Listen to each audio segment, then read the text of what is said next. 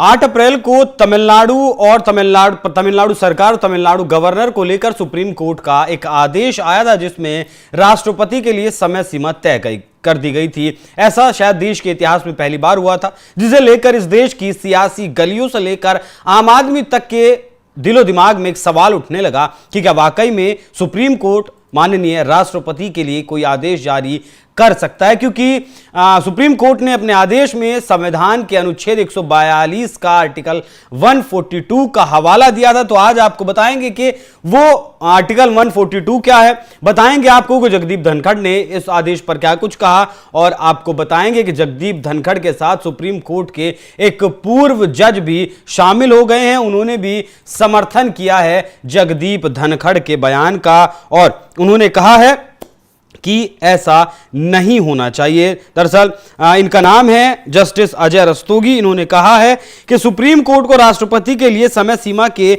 दिशा निर्देश देने से बचना चाहिए था। संविधान में ऐसी कोई समय सीमा तय नहीं है, इसलिए कोर्ट को ऐसा निर्देश नहीं देना चाहिए था। जस्टिस रस्तोगी ने आगे यह भी कहा कि राष्ट्रपति को किसी काम के लिए मजबूर करना सही नहीं है, और अनुच्छेद 142 सुप्रीम कोर्ट को यह शक्ति नहीं देता कि वो राष्ट्रपति को कोई खास काम करने का आदेश दे। इससे पहले जगदीप धनखड़ ने भी ऐसे ही कुछ सवाल उठाए थे सुप्रीम कोर्ट पर, और उन्होंने कहा था कि अदालतें राष्ट्रपति को आदेश नहीं दे सकती। संविधान के अनुच्छेद 142 के तहत कोर्ट को मिला विशेषाधिकार लोकतांत्रिक शक्तियों के खिलाफ 24/7 उपलब्ध न्यूक्लियर मिसाइल बन गया है।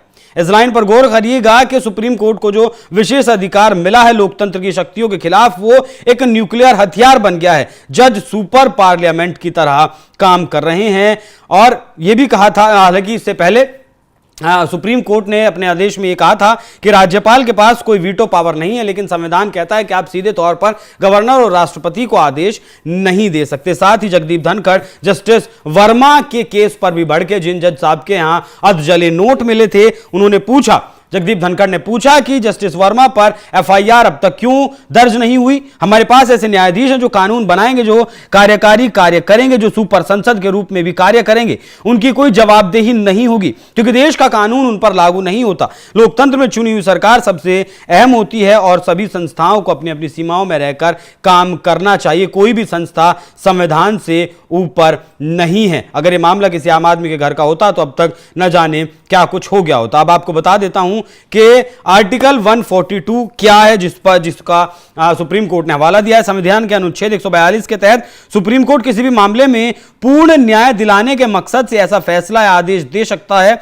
जो पूरे भारत में लागू हो। लेकिन यह आदेश कैसे लागू होगा, यह संसद की ओर से बनाए गए कानून के जरिए तय किया जाएगा। यही चीज हम बार बार कह रहे हैं कि लोकतांत्रिक देश में, जिस देश में, हिंदुस्तान में जो देश संविधान से चलता है, उस देश में संसद को सर्वोपरि शक्ति दी गई है, सर्वोपरि माना गया है। अब और समझ लीजिए इस कानून को, यह कहता है कि अगर संसद ने अभी तक कोई नियम नहीं बनाया तो यह राष्ट्रपति को तय करना होता है कि कोर्ट की ओर से क्या आदेश या फिर फैसला किया जाएगा। अनुच्छेद के दूसरे हिस्से के तहत सुप्रीम कोर्ट किसी भी व्यक्ति को अपने सामने बुला सकता है, जरूरी दस्तावेज मांग सकता है। अगर कोई इसकी अवमानना करता है तो कोर्ट को इसकी जांच के लिए उसे सजा देने की भी शक्तियां हासिल हैं। लेकिन वहीं सुप्रीम कोर्ट हो या फिर कोई और भी हो, जब गवर्नर और राष्ट्रपति के पद ऐसे होते हैं जिन्हें उनके पद पर रहते हुए ना तो उनके ऊपर कोई एफआईआर दर्ज की जा सकती है, ना कोई मुकदमा दर्ज किया जा सकता है, और ना ही उनके ऊपर कोई कानूनी कार्रवाई की जा सकती है।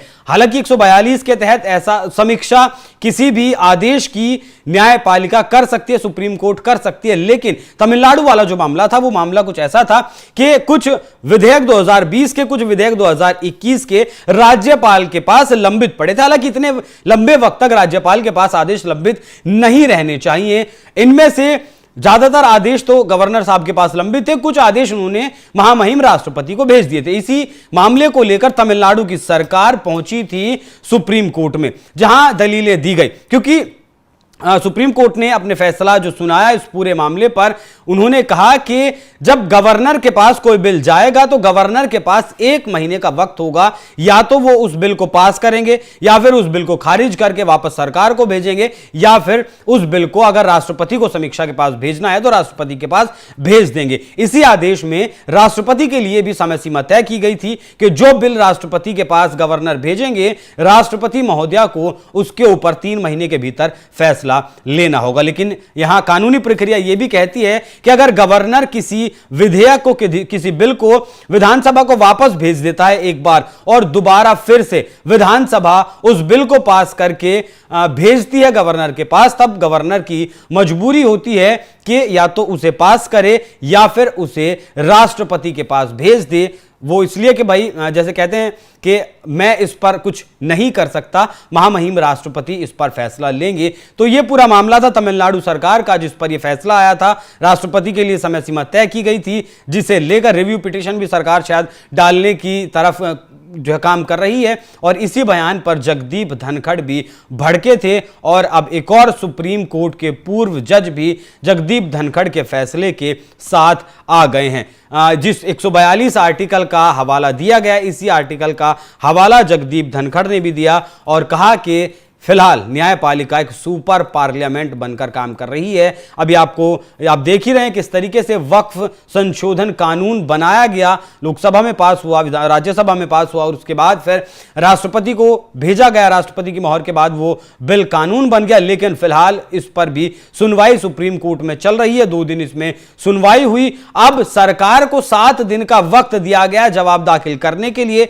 और जब सरकार जवाब दाखिल कर देगी उसके बाद फिर 5 दिन दिए गए हैं। जो विरोधी हैं, जो विपक्ष है जिसने ये याचिकाएं वक्फ बिल के खिलाफ लगाई है, वो जवाब देंगे और उसके बाद फैसला आएगा। सुनवाई होगी 5 मई को इस पर सुप्रीम कोर्ट में। तो सवाल यहां यह भी उठा कि सुप्रीम कोर्ट जांच सकता है कि मामला संवैधानिक है या नहीं है, यह कानून संवैधानिक है या नहीं है। लेकिन जिस तरीके से बिंदुवार इस वक्फ संशोधन कानून पर सवाल उठाए गए हैं सुप्रीम कोर्ट में, वो भी कहीं ना कहीं यह बताता है कि जब काम संसद का है कानून बनाने का, फिर ये इंटरफेयर, इस तरीके की दखलंदाजी क्यों। हालांकि सुप्रीम कोर्ट को यह विशेषाधिकार मिला है कि संसद जब भी कोई कानून बनाती है वो उसकी समीक्षा कर सकता है कि यह कानून संवैधानिक है या असंवैधानिक है। संवैधानिक है तो ठीक है, वो चलता रहेगा, और असंवैधानिक है तो सुप्रीम कोर्ट के पास ये शक्तियां हैं कि वो उस कानून को रद्द कर दे। वक्फ को लेकर ही बात करें तो सुप्रीम कोर्ट में सवाल उठाया गया कि वक्फ बोर्ड में